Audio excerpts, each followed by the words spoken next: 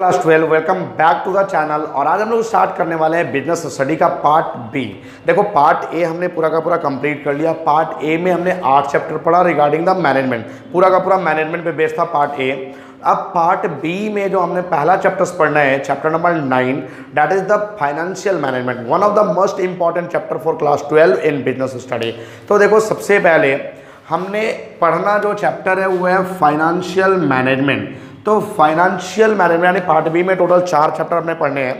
Financial management, financial market management, marketing management and the consumers protection act. तो ये 4 chapters हमने complete करने हैं पार्ट बी में, और उसके बाद हमारा बिजनेस स्टडी का सिलेबस हो जाएगा कंप्लीट। तो आई होप कि अक्टूबर तक मैं ये सिलेबस कंप्लीट कर दूंगा, पूरा का पूरा बिजनेस स्टडी, और उसके बाद मैं कंप्लीट रिवीजन स्टार्ट करूंगा नवंबर से।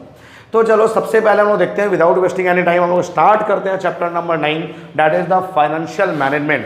अब ये जो फाइनेंशियल मैनेजमेंट चैप्टर है ये 2 वर्ड से मिलके बना हुआ है, एक फाइनेंस और एक मैनेजमेंट। तो मैनेजमेंट हमने पूरा का पूरा पार्ट ए में पढ़ा, हमने मैनेजमेंट पे बेस्ड सारे चैप्टर्स पढ़े। मैनेजमेंट क्या होता है, मैनेजमेंट कैसे होता है, कौन करता है, कैसे किया जाता है, सारा कुछ हमने पढ़ लिया।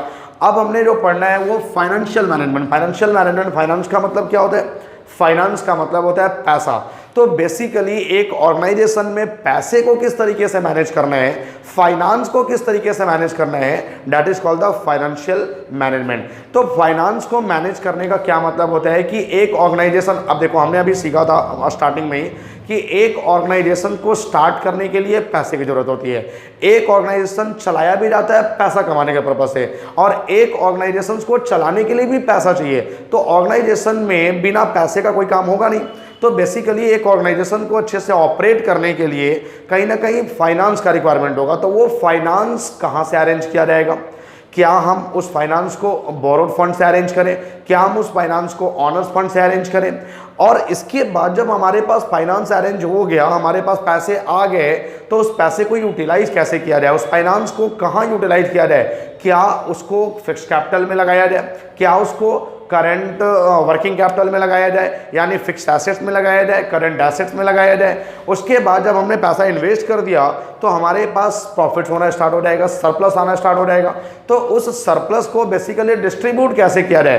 तो पूरा का पूरा सरप्लस तो हम लोग डिस्ट्रीब्यूट नहीं कर सकते ना, क्योंकि अगर इन्वेस्टमेंट प्लान फ्यूचर में कुछ दिखाई दिया तो उसके लिए भी हमको अपना पैसा बचा के रखने पड़ेंगे। तो बेसिकली जो हमारे पास सरप्लस आ रहा है उस सरप्लस में से कितना पैसा हम लोग डिस्ट्रीब्यूट कर दें और कितना पैसा फ्यूचर के लिए सेव करके रखें, ताकि फ्यूचर में कोई अपॉर्चुनिटीज दिखाई दे इन्वेस्टमेंट प्लान को लेकर के, तो हम लोग उसमें इजी वे में इन्वेस्ट कर सकें। तो इन सारे चीज़ों से रिलेटेड जो हमने पढ़ना है वो फाइनेंशियल मैनेजमेंट में पढ़ना है। तो बेसिकली होता क्या है, फाइनेंशियल मैनेजमेंट में कुछ डिसीजंस लिए जाते हैं। ये डिसीजंस हमने यहाँ पे लिखा है, वो मैं भी जस्ट आपको एक्सप्लेन करूंगा कि ये डिसीजंस होते क्या हैं। तो कुछ डिसीजंस लिए जाते हैं फाइनेंशियल मैनेजमेंट में। सबसे पहला हम लोग चेक करते हैं कि what is actual the financial management, क्या मीनिंग है फाइनेंशियल मैनेजमेंट का। तो सबसे पहले financial management refers to efficient acquisition of finance. Acquisition का मतलब एफिशिएंट अरेंजमेंट ऑफ फाइनेंस, कि बेसिकली जो फाइनेंस का अरेंजमेंट करना है वो कैसे किया जाए। तो क्या हम लोग ऑनर्स फंड से अरेंज करें, क्या हम लोग बोरोड फंड से अरेंज करें? ऑनर्स फंड में इक्विटी आता है, इक्विटी में शेयर्स और रिटर्न अर्निंग वगैरह आ जाते हैं, और डेप्ट में यानी बोरोड फंड में कुछ डिवेंचर्स या लोन वगैरह आ जाते हैं। तो हम लोगों को जो पैसा अरेंज करना है वो हम लोग कहाँ से अरेंज करें? क्या हम लोग ऑनर्स फंड से अरेंज करें या फिर हम लोग बोरोड फंड से अरेंज करें? उसके बाद एफिशिएंट यूटिलाइजेशन ऑफ फाइनेंस, कि जो भी हमारे पास फाइनेंस अवेलेबल है, जो भी हमने फाइनेंस अरेंज किया है, उस फाइनेंस को प्रॉपर्ली यूटिलाइज कैसे किया जाए। तो क्या हम लोग उसको फिक्स कैपिटल में इन्वेस्ट करें, क्या हम लोग उसको वर्किंग कैपिटल में इन्वेस्ट करें? फिक्स्ड एसेट्स, फिक्स कैपिटल में इन्वेस्ट करने का मतलब फिक्स्ड एसेट्स में इन्वेस्ट करना, और वर्किंग कैपिटल में इन्वेस्ट करने का मतलब करंट एसेट्स में इन्वेस्ट करना। तो जो भी हमारे पास फाइनेंस है उसका यूटिलाइजेशन हम लोग कहाँ करें, कहाँ उस पैसे को इन्वेस्ट करें। And last, efficient distribution of surplus for smooth functioning of the company, यानी कि जो भी हमारे ऑर्गेनाइजेशन में प्रॉफिट्स आ रहा है, जो भी हमारे ऑर्गेनाइजेशन में सरप्लस आ रहा है, बेसिकली उस सरप्लस को किस तरीके से डिस्ट्रीब्यूट किया जाए, क्योंकि हम लोग पूरा का पूरा सरप्लस तो डिस्ट्रीब्यूट नहीं कर सकते, हमने अपने फ्यूचर्स के लिए भी कुछ ना कुछ बचा के रखना है। तो कितना सरप्लस को डिस्ट्रीब्यूट कर दे, एंड कितना सरप्लस को फ्यूचर के लिए बचा के रखें, how much to distribute and how much to save for future. तो बेसिकली एक फाइनेंशियल मैनेजमेंट जो होता है ये 3 पॉइंट्स को रेफर करते हैं कि efficient acquisition of finance, efficient utilisation of finance and efficient distribution of surplus for a smooth functioning of the company. अब जब हम लोग इसको और अच्छे से एक्सप्लेन करें कि ये जो 3 एफिशिएंट एक्विजिशन, एफिशिएंट यूटिलाइजेशन और एफिशिएंट डिस्ट्रीब्यूशन है, इसको थोड़ा और अच्छे से एक्सप्लेन कर दें तो यहां से 3 डिसीजंस निकल के आते हैं, financing decision, investment decisions and dividend decisions.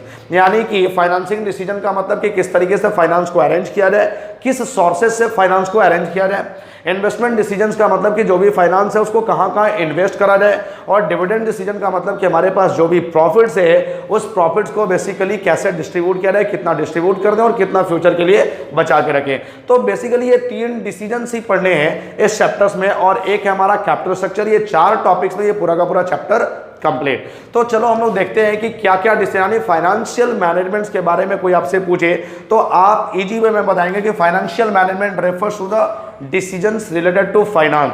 Finance से रिलेटेड जो भी डिसीजंस होते हैं, और फाइनेंस से रिलेटेड कितने डिसीजंस होते हैं, 3 डिसीजंस। कौन कौन से डिसीजन आपको पढ़ने हैं, IFD आपको डिसीजन जो पढ़ने हैं वो IFD, I for investment decisions, F for financing decisions और D फॉर डिविडेंड डिसीजन। तो बेसिकली पूरा का पूरा फाइनेंशियल मैनेजमेंट जो है वो इन 3 डिसीजंस पे ही चल रहा है, पूरा का पूरा डिसीजंस मेकिंग ही करता है फाइनेंशियल मैनेजमेंट।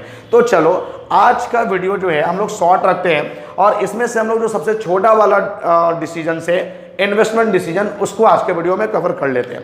तो चलो देखते हैं क्या होता है इन्वेस्टमेंट डिसीजन। देखो इन्वेस्टमेंट डिसीजन का मतलब कि जो भी हमारे पास पैसा है, बेसिकली उस पैसे को हम कहाँ इन्वेस्ट करें, उस पैसे को हम कहीं ऐसे जगह इन्वेस्ट करना चाहेंगे जहाँ से एक मैक्सिमम रिटर्न मिले। कोई भी ऑर्गेनाइजेशन किसी भी फंड्स को जनरली वैसे जगह पे कहीं ना कहीं इन्वेस्ट करता है जहाँ से उसको एक मैक्सिमम रिटर्न लेकर के आता है, मैक्सिमम रिटर्न मिलता है। तो सबसे पहले investment decision, it relates to selection of assets. यानी जो इन्वेस्टमेंट डिसीजन होता है वो एसेट्स के सिलेक्शन से रिलेटेड होता है, in which the fund will be invested by the firm, जिसमें फर्म के द्वारा फंड को इन्वेस्ट किया जाएगा। तो basically investment decision refer to the selection of assets in which the fund will be invested by the firm. अब देखो कोई भी फर्म अगर इन्वेस्टमेंट करेगा तो इन्वेस्टमेंट करने से पहले वो एक एप्रोप्रिएट ऑप्शन ढूंढेगा, और जिसमें उसको एक अच्छा ऑप्शन दिखाई देता होगा उसमें वो अपना पैसा इन्वेस्ट करेगा। तो every firm wants to invest in more appropriate option. एक फर्म जो है, कोई भी फर्म, वो वैसे जगह इन्वेस्ट करना चाहता है जहां से एक मोर एप्रोप्रिएट ऑप्शन दिखाई दे, जहां से एक मैक्सिमम रिटर्न उसको मिल सके। तो केवल जैसे सपोज कि अगर ये इन्वेस्टमेंट करने जा रहे हैं तो यहाँ पे बैंक जो है वो FD करने पे सपोज के 10% पर एनम दे रही है, कोई कंपनी जो है वो 20% दे रही है, और कोई कंपनी जो है वो 30% दे रही है। तो बेसिकली यहाँ पे अगर देखा जाए तो सबसे मोर अप्रोप्रिएट पर्सन हमारे लिए क्या होगा, 30%। तो हम लोग क्या करेंगे, सीधा जा करके 30% वाले में इन्वेस्ट कर देंगे। लेकिन केवल मोर अप्रोप्रिएट ऑप्शन देख लेना कि 30% हमारे लिए बेस्ट है, ऐसा बिल्कुल भी डिसीजन कभी कभी रॉन्ग हो सकता है। तो केवल मोर अप्रोप्रिएट ऑप्शन देख करके इन्वेस्टमेंट करना हमारे लिए सही नहीं है। उसके लिए और भी चीज़ों को ध्यान में रखा जाता है कि इन्वेस्टमेंट करने से पहले हम लोग को क्या क्या देखना चाहिए, वो सारा मैं अभी आपको जस्ट यहाँ पे बताने वाला हूँ।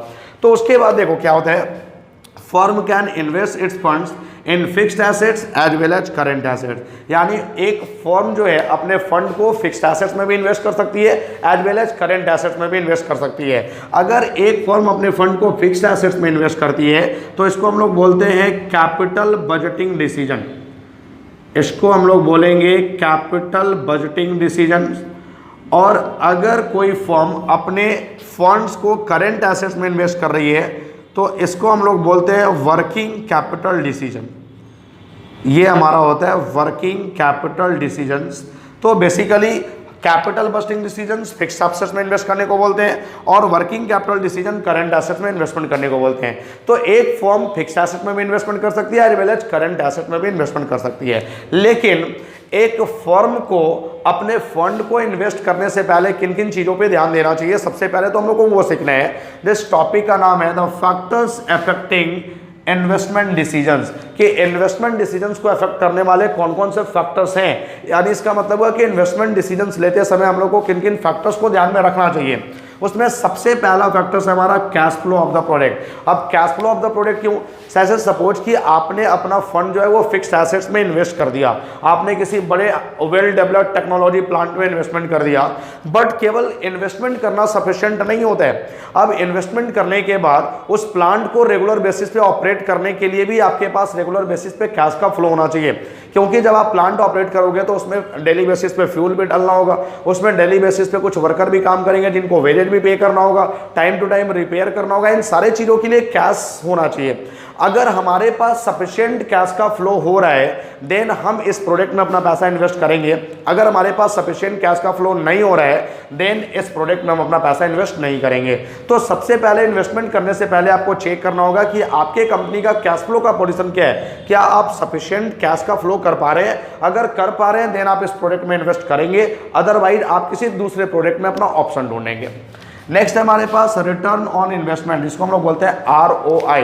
अब रिटर्न ऑन इन्वेस्टमेंट से क्या मतलब है कि आप किसी भी जगह इन्वेस्टमेंट करें, सबसे पहले आप चेक करते हैं कि वहां से हमको रिटर्न क्या मिलने वाला है। आप कोई भी प्रोडक्ट में इन्वेस्टमेंट करो, आप उसका रिटर्न भी चेक करते हो कि जो रिटर्न ऑफ इन्वेस्टमेंट है वो क्या होने वाला है।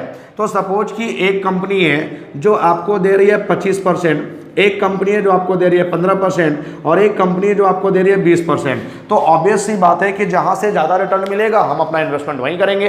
तो मोर अप्रोप्रिएट ऑप्शन जो रिटर्न ऑन इन्वेस्टमेंट का है वो 25% है। सबसे ज़्यादा रिटर्न 25% ही दे रही है। लेकिन क्या 25% रिटर्न जो हमारे लिए सेफ है या रिस्की है, ये भी हम लोग को देखना होता है। तो रिटर्न ऑन इन्वेस्टमेंट को भी देखते हुए हम लोग को इन्वेस्टमेंट डिसीजन लेने होते हैं कि कहां से एक मैक्सिमम रिटर्न मिल रहा है और वो हमारे लिए सेफ जोन है या नहीं है। अगर बहुत ज़्यादा हाई रिस्क होगा और हाई रिटर्न मिल रहा है लेकिन रिस्क बहुत ज़्यादा है, तो क्या हमारे लिए इन्वेस्टमेंट करना सही रहेगा? नहीं, वो हमारे लिए इन्वेस्टमेंट करना सही नहीं है। तो ये रिटर्न ऑन इन्वेस्टमेंट भी हमें चेक करना होता है। नेक्स्ट है हमारा रिस्क इन्वॉल्व। अब देखो हमने क्लास 11th में बिजनेस स्टडी में फर्स्ट चैप्टर में पढ़ा था टाइप्स ऑफ रिस्क। अब रिस्क के नेचर के बारे में हमने पढ़ा था कि more the risk more the profit, जितना ज़्यादा आप रिस्क लोगे उतना ज़्यादा प्रॉफिट कमाओगे। बट कहीं ना कहीं यहाँ पे वो जो फंडामेंटल है more the risk more the profit, वो एक तरह से समझो कि फेल्यूर है। इस चैप्टर में फेल्यूर है। क्यों फेल्यूर है? अगर हमने सबसे बड़े वाले प्रोडक्ट में पैसा इन्वेस्ट कर दिया और कहीं वो डिसीजन हमारा गलत हो गया तो मेरा सारा का सारा इन्वेस्टमेंट जो है वो बेकार हो जाएगा। तो कहीं ना कहीं हमारे बिजनेस को काफ़ी ज़्यादा लॉस होगा। तो वो फंडामेंटल यहाँ पे फेल्यूर है। यहाँ पे बेसिकली हम लोग देखना है कि जो रिस्क होता है ये रिस्क 3 तरह का होता है। ये रिस्क होता है 3 तरह का। एक होता है हाई रिस्क, एक होता है मॉडरेट रिस्क और एक होता है लो रिस्क। बेसिकली 3 तरह के रिस्क होते हैं, हाई रिस्क, मॉडरेट रिस्क और लो रिस्क। हाई रिस्क का मतलब कि जिसमें रिस्क बहुत ज़्यादा है, तो अगर आप उसमें इन्वेस्टमेंट करते हो और कहीं गलत इन्वेस्टमेंट डिसीजन साबित हो गया तो उस केस में आप पूरा का पूरा बर्बाद हो जाओगे। तो हाई रिस्क भी लेना हमारे लिए सही नहीं है। और लो रिस्क अगर आप लेते हो तो बहुत ज़्यादा प्रॉफिट नहीं कमा पाओगे। तो रिस्क हमेशा कौन सा लेना है? मॉडरेट। मॉडरेट रिस्क का मतलब कि ना बहुत ज़्यादा हाई हो ना बहुत ज़्यादा लो हो। तो बेसिकली जो मॉडरेट रिस्क है यानी जहाँ से भी हमको रिटर्न मिल रहा है उसमें जहाँ पे भी मॉडरेट रिस्क होगा हम अपना पैसा उसमें इन्वेस्ट करेंगे। तो रिस्क हमेशा कौन सा देखना है? मॉडरेट रिस्क देखना है। उसके बाद लास्ट है हमारा इन्वेस्टमेंट क्राइटेरिया। अब इन्वेस्टमेंट क्राइटेरिया क्या होता है कि बेसिकली आप जिस प्रोडक्ट में अपना पैसा इन्वेस्ट करने जा रहे हो, जिस टेक्नोलॉजी में आप अपना पैसा इन्वेस्ट करने जा रहे हो, उस टेक्नोलॉजी को रेगुलर बेसिस पे ऑपरेट करने के लिए जिन चीज़ों का रिक्वायरमेंट है क्या आप उसको फुलफिल कर पा रहे हो। जैसे अगर आप प्लांट वेल टेक्नोलॉजी प्लांट आप खरीद लिए तो उसको ऑपरेट करने के लिए जो वेल स्किल्ड ऑपरेटर चाहिए क्या वो हमारे पास अवेलेबल है? उसको ऑपरेट करने के लिए रेगुलर बेसिस पे जो टेक्नोलॉजी चाहिए क्या वो टेक्नोलॉजी हमारे पास अवेलेबल है? अगर ये सारे कुछ को हम फुलफिल कर पा रहे हैं, सारे कुछ हमारे पास अवेलेबल है, देन हम उस प्रोडक्ट में इन्वेस्टमेंट करेंगे। अदरवाइज हम किसी दूसरे प्रोडक्ट में अपना ऑप्शन ढूंढेंगे। तो इन्वेस्टमेंट करने से पहले इन्वेस्टमेंट क्राइटेरिया भी चेक करना होगा कि जो क्राइटेरिया है क्या हम उसको फुलफिल कर पा रहे हैं। अगर फुलफिल कर पा रहे हैं देन हम इन्वेस्टमेंट करेंगे, अदरवाइज हम इन्वेस्टमेंट नहीं करेंगे। तो इन्वेस्टमेंट डिसीजंस लेने से पहले बेसिकली इन 4 पॉइंट्स पे भी फोकस करना होता है। अगर हम इन चारों पॉइंट्स को फुलफिल कर पा रहे हैं देन हम इन्वेस्टमेंट करेंगे, अदरवाइज हम अदर ऑप्शन ढूंढेंगे। तो आई होप कि ये इन्वेस्टमेंट डिसीजंस आपका क्लियर हो गया। इसमें कहीं किसी भी तरह का कोई डाउट हो आप इमीडिएटली कमेंट सेक्शन पे मैसेज करो, आपके डाउट को इमीडिएटली क्लियर किया जाएगा। और उसके बाद आप इसका नोट्स बनाना स्टार्ट कर दो। एक डिसीजन हमने कंप्लीट कर लिया, अब बाकी के 2 डिसीजन है financing decisions as well as dividend decisions, जो मैं कल के वीडियो में कंप्लीट करूंगा और कल इसका 50% टॉपिक्स कवर हो जाएगा। उसके बाद कैपिटल स्ट्रक्चर बचेगा जो कि मैं नेक्स्ट वीडियो में कंप्लीट करूंगा। तो 3 से 4 वीडियो में ये पूरा का पूरा चैप्टर कंप्लीट हो जाएगा। और आप वीडियो को लाइक और शेयर करते रहे, वीडियो को लाइक करना ना भूलें और मैक्सिमम लोगों तक शेयर भी करते रहे। Thank you.